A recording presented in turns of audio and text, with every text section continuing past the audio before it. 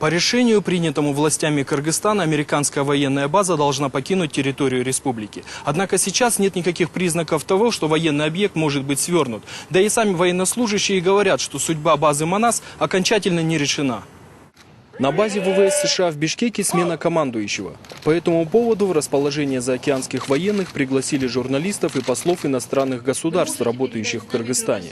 Сдающий пост полковник Кристофер Бенс, обращаясь к собравшимся, больше говорил не о ситуации в Афганистане, а о том, насколько экономически выгодно республике присутствие американских военных. По подсчетам Пентагона, в прошлом году военный объект принес стране более 60 миллионов долларов. Особо бывший командующий подчеркнул, в случае, если база останется, власти США инвестируют в экономику Кыргызстана еще больше. У нас есть 50 миллионов долларов, которые мы готовы вложить в Кыргызстан. Если, конечно, вопрос с базой решится положительно, то эти деньги мы пустим на строительство новых объектов на территории базы.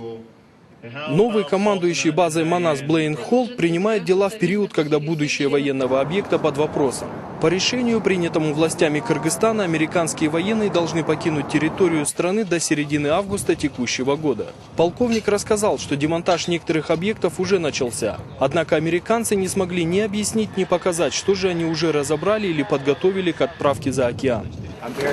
Я прекрасно знаю о ситуации, сложившейся вокруг вопроса о выводе базы. Уже некоторое оборудование было вывезено. Останется база или нет, я не знаю, так как я сегодня первый день здесь. Но если будет отдан приказ, я как военный буду ему следовать.